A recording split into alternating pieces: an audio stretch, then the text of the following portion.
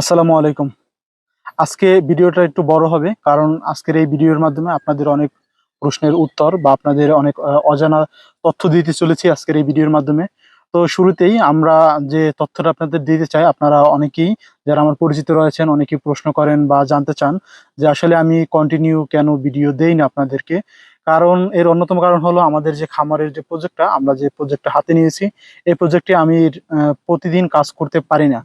না করতে পারার অন্যতম কারণ হলো যে আমার যে জমিতে আমি খামার করার উদ্যোগ গ্রহণ করেছি, সেই জমিতে সামনে আমি একজনকে জমি বিক্রয় করেছিলাম। তো সে আরো জমি দাবি করার কারণে সে আমার খামারের কাজে বাধা দিয়েছে এবং আরো একবার সালিশি হয়েছে, আজকে সালিশি হয়েছে। তারপর আমরা এটার মীমাংসা করতে পারিনি, এখন সামনে আরো সালিশির তারিখ রয়েছে, যার কারণে আমাদের কাজ স্থগিত। এই কারণেই আমি আসলে খামারে কাজ কন্টিনিউ করতে পারি না, আর আপনাদেরকে আমি প্রতিদিন ভিডিও দিতে পারি না। এর জন্য আমি আন্তরিকভাবে দুঃখিত।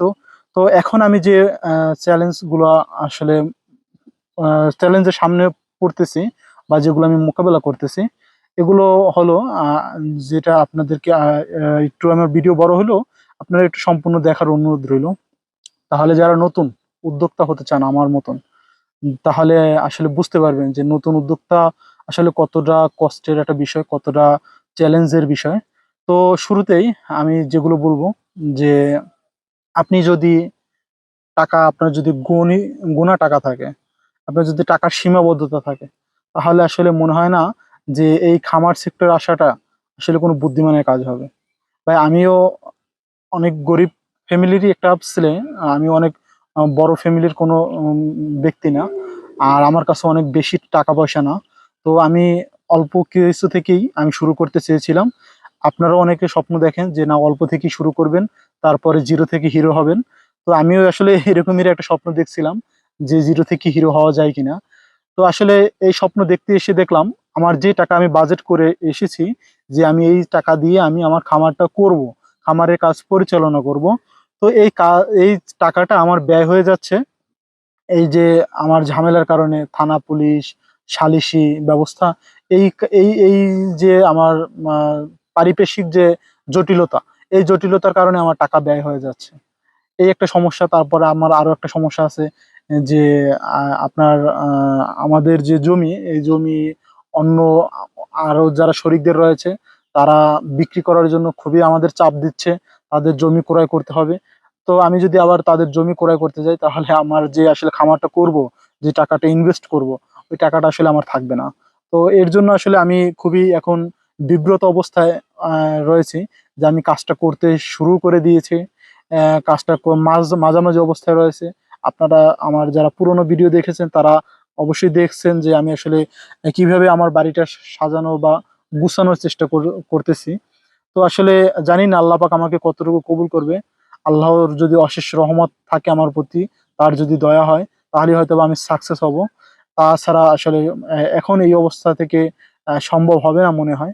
তো এই যে সমস্যাগুলো, এই সমস্যাগুলো হ্যাঁ বলতে পারেন যে ভাই আপনার জমিতে তো সমস্যা, যার কারণে আপনার হয়তো বা বাধা বিপত্তি আসছে। তো আমি যদি আমার জমিতে সমস্যা না থাকে, তাহলে দেখেন ভাই জমির সমস্যা ছাড়াও অনেক ধরনের সমস্যা থাকে। এগুলো যারা কাজ করতে আপনারা নামবেন তারাই একমাত্র বুঝতে পারবেন। যদি আপনি কাজে না নামেন তাহলে বুঝতে পারবেন না। কাজে নামলে একমাত্র বোঝা যায় যে আসলে যে কাজগুলো করতে কতগুলো ঝামেলার মোকাবেলা করতে হয়। আপনার কাছে যারা অসহায় অবস্থায় রয়েছে, আপনার মানে আপনার ধারে টাকা দিতে হবে, আপনার কিস্তি টাকা দিতে হবে, আপনার পাওনা পরিশোধ করতে হবে, সংসার চালাতে হবে। ঠিক আছে, অনেক ধরনের কাজ ভাই, অনেক ধরনের কাজ যা আসলে আপনার আপনার মতন আমার মতন মধ্যবিত্ত যারা আমরা রয়েছি, আমাদের মতন ফ্যামিলির যারা এই খামার সেক্টর আসতে চাই, তো আসলে মনে হয় না যে এটা পারফেক্ট একটা চয়েস আমাদের জন্য। তারপরও চেষ্টা যদি করতে পারেন, যদি দৃঢ় মনোবল থাকে, আমি একদম আশাহত করব না আপনাদের যারা শুরু করতে চান। তো আমি আপনাদেরকে এতটুকুই পরামর্শ দেব যে ভাই অগণিত টাকা নিয়ে যদি আপনার যদি থাকে যে না আমি 5 লাখ টাকা দিয়ে আমি খামার করব, তাহলে আপনার অবশ্যই আপনার হাতে 10 লাখ টাকা নিয়ে আপনি এই সেক্টরে নামা উচিত। কেউ যদি 5 লাখ টাকা ইনভেস্ট করার নিয়াত করে 5 লাখ টাকা নিয়েই তারপরে আপনি কাজ শুরু করেন, তাহলে মনে হয় না যে আপনি এটা স্বয়ংসম্পূর্ণ কাজ করতে পারবেন। আপনি আমার মতন হয়তোবা কম নয়তো এর থেকেও বেশি অনেক ধরনের আপনার সমস্যার সম্মুখীন হতে হবে, যার আমি আসলে সব কথা এই ক্যামেরার মাধ্যমে আপনাদের বলতে পারতেছি না, কারণ আমার পরিচিত অনেকজন আছে এই ক্যামেরা আমার এই ভিডিওগুলো দেখে। তো যার কারণে আমি আপনাদেরকে সম্পূর্ণ কথাগুলো আমি বলতে পারতেছি না। আসলে আমি এই কাজটা করতে এসে এখন নিজেকে নিজের বোকাই মনে হচ্ছে, যে আসলেই মনে হয় আমি বোকা। নয়তো এই যে আমি যে বর্তমানে সমসাময়িক আমি যে ঝামেলাগুলো সম্মুখীন হচ্ছে, আসলে এইগুলোর জন্য আমি মোটেও প্রস্তুত ছিলাম না। আমি আপনাদের মতো স্বপ্ন দেখছিলাম যে আমি আহ গরু, ছাগল, হাঁস, মুরগি পালন করব, পালন করে চাষাবাদ করব। আল্লাহ যদি ভাগ্যে সফলতা লিখে থাকে তাহলে সফল হবে একদিন। সেটার পিছনের জন্য যতটুকু শ্রম দেওয়া দরকার আমি শ্রমগুলো দেব। তো এরকমেরই আমি স্বপ্ন দেখছিলাম। এই যে দেখেন, স্বপ্নের জন্য আমি এই যে পিছিয়ে দেখতে পারতেছেন আমার একটা ভেড়া রয়েছে। দুইটা ছিল, একটা কুকুরে কামড়িয়ে মেরে ফেলে, তো এই একটা রয়েছে। তো আমি এবার স্বপ্ন দেখছিলাম, তো এখন যে পরিস্থিতি আমার, কিনে এই যে ভেড়াটা রয়েছে এটাও কিনা আমার বিক্রি করে দিতে হয়, এই এমন একটা পরিস্থিতি।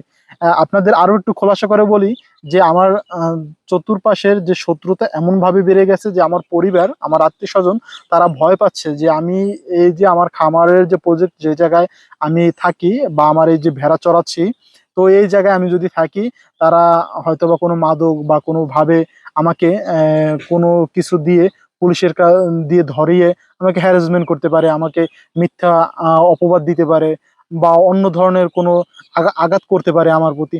তো তারা এইরকমের একটা ভয় অবস্থান করতেছে। আর আমি যখন, আমার চতুর্পাশের লোকজন যখন ভয়ভীতিতে থাকে, তখন আমার কি অবস্থা থাকতে পারে ভাই, আপনারাই ভালো বোঝেন। তো আসলে আমি কি বলবো, যে আমি যে আসলে কাজটা যে কিভাবে করব আমি নিজেই বুঝতে পারতেছি না। তো তারপরও আমি আল্লাহর উপর ভরসা করি। আল্লাহ যা করে অবশ্যই তার বান্দার মঙ্গলের জন্য করে। আল্লাহ আমার যেটা ভালো সেটাই আমার জন্য রাখবেন, অবশ্যই আমি এটা বিশ্বাস করি। তো সকলে আমাদের জন্য দোয়া করবেন। আমি আসলে এই ক্যামেরায় সব কথা বলতে পারি না, তারপরও আপনাদেরকে যতটুকু সম্ভব শেয়ার করার মতন আমি অতটুকুই আপনাদের কাছে বলার চেষ্টা করি। আমরা সব একটা ভিডিওতে যদি আমি সব কথা বলতে যাই, তাহলে আমার এই ভিডিওটা কোট হয়ে যেতে পারে আমার পরিচিত জনদের কাছে। তাই আমি প্রতিটা ভিডিওতেই অল্প অল্প কোনো না কোনো কথাগুলো আমি আপনাদের সাথে শেয়ার করার চেষ্টা করব। তাই যারা পুরনো রয়েছেন এবং যারা নতুন রয়েছেন তারা আমার সম্পূর্ণ সব ভিডিওগুলো দেখবেন, তাহলে আমি আমার যে সমস্যাগুলো আমি সব আপনাদের সাথে শেয়ার করার চেষ্টা করব। তো আজকের মতন এই জায়গায় শেষ করতে হচ্ছে। তো সকলে আমাদের জন্য দোয়া করবেন, সকলের কাছে দোয়া চেয়ে আজকের মতন শেষ করছি। আসসালামু আলাইকুম রহমতুল্লাহ।